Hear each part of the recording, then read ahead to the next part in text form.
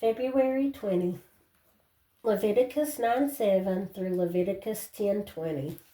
And Moses said to Aaron, "Go to the altar, offer your sin offering and your burnt offering, and make atonement for yourself and for the people. Offer the offering of the people and make atonement for them as the Lord commanded."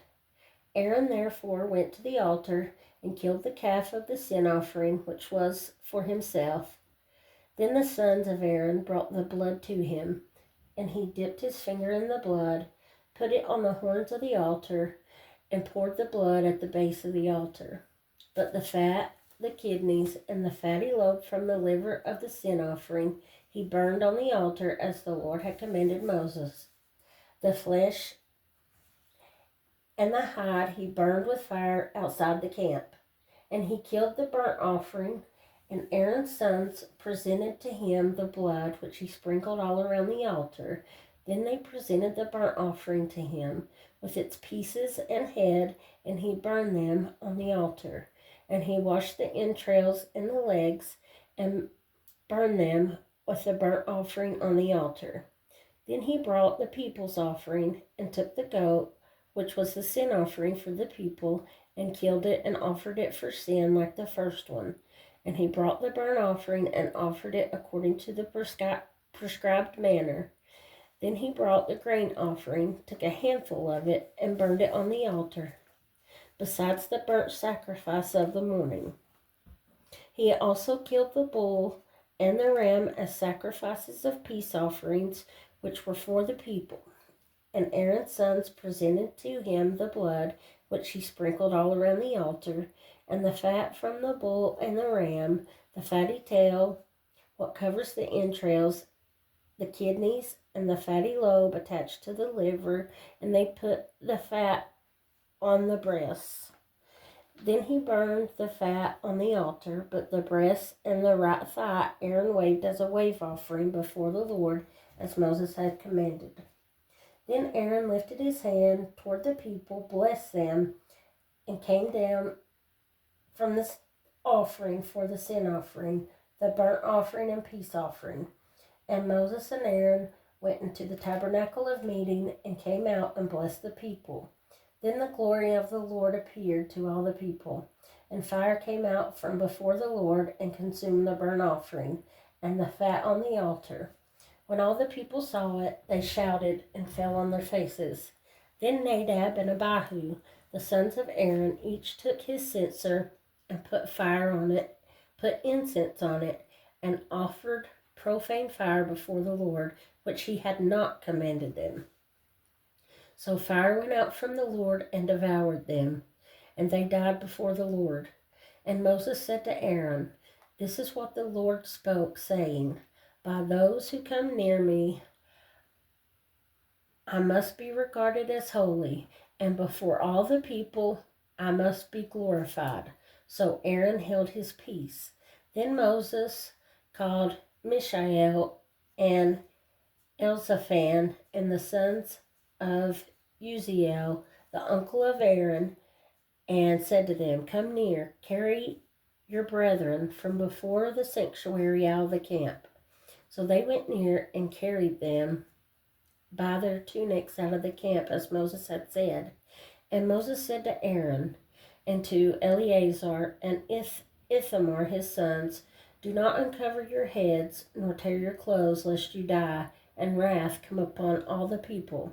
But let your brethren, the whole house of Israel, bewail the burning which the Lord has kindled. You shall not go out from the door of the tabernacle of meeting, lest you die, for the anointed oil of the Lord is upon you." And they did according to the word of Moses. Then the Lord spoke to Aaron, saying, "Do not drink wine or intoxicating drink, you nor your sons with you, when you go into the tabernacle of meeting, lest you die. It shall be a statute forever throughout all your generations, that you may distinguish between holy and unholy, and between clean and unclean, and that you may teach the children of Israel all the statutes which the Lord has spoken to them by the hand of Moses." And Moses spoke to Aaron and to Eleazar and Ithamar his sons who were left take the grain offering that remains of the offering made by fire to the Lord and eat it without leaven beside the altar, for it is most holy. You shall eat it in a holy place, because it is your due and your sons' due of the sacrifices made by fire to the Lord, for so I have commanded. The breast of the wave offering and the thigh of the heave offering, you shall eat it in a clean place, you and your sons and your daughters with you, for they are your due and your sons' due, which are given from the sacrifices of peace offerings of the children of Israel. The thigh of the heave offering and the breast of the wave offering they shall bring with the offerings of fat made by fire to offer as a wave offering before the Lord. And it shall be yours and your sons with you by a statute forever, as the Lord has commanded. Then Moses made careful inquiry about the goat of the sin offering, and there it was, burned up.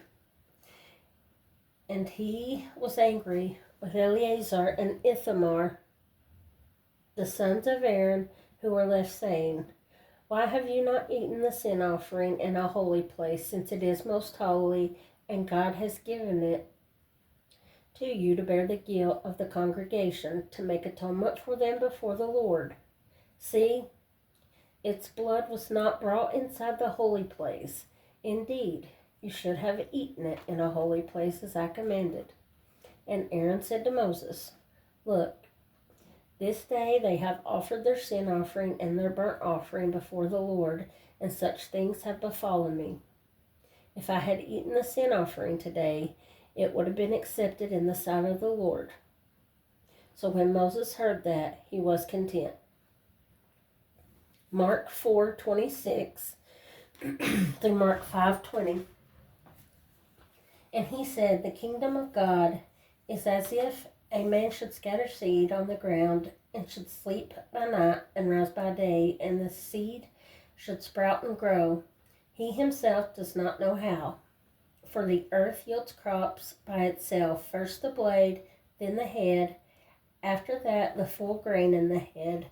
But when the grain ripens, immediately he puts it in the sickle, because the harvest has come. Then he said, To what shall we liken the kingdom of God? Or with what parable shall we picture it? It is like a mustard seed, which when it is sown on the ground is smaller than all the seeds on earth. But when it is sown, it grows up and becomes greater than all the herbs, and shoots out large branches, so that the birds of the air may nest under its shade. And with many such parables he spoke the word to them, as they were able to hear it, but without a parable he did not speak to them. And when they were alone, he explained all things to his disciples. On the same day, when evening had come, he said to them, Let us cross over to the other side. Now when they had left the multitude, they took him along in the boat as he was, and other little boats were also with them. And a great windstorm arose, and the waves beat into the boat, so that it was already filling. But he was in the stern, asleep on a pillow. And they awoke him and said to him, Teacher, do you not care that we are perishing? Then he arose and rebuked the wind and said to the sea, Peace, be still. And the wind ceased, and there was a great calm. But he said to them, Why are you so fearful? How is it that you have no faith?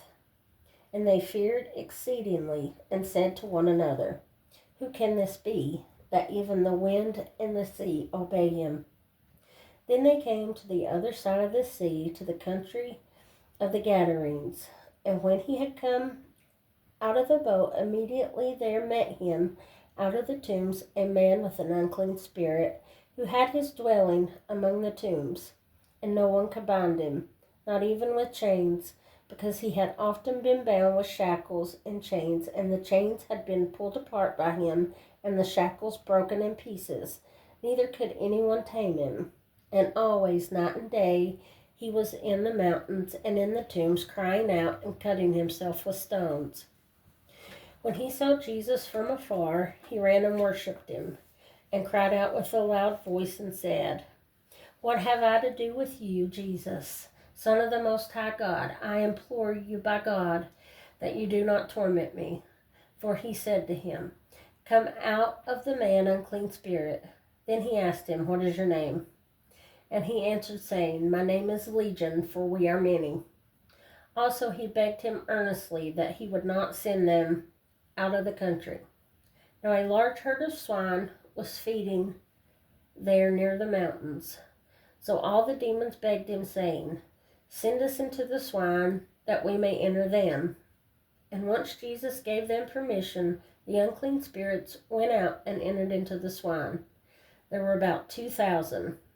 And the herd ran violently down the steep place into the sea and drowned in the sea. So those who fed the swine fled, and they told it in the city and in the country. And they went out to see what it was that had happened. Then they came to Jesus and saw the one who had been demon-possessed and had the legion, sitting and clothed and in his right mind. And they were afraid. And those who saw it told them how it happened to him that had been demon-possessed, and about the swine. Then they began to plead with him to depart from their region.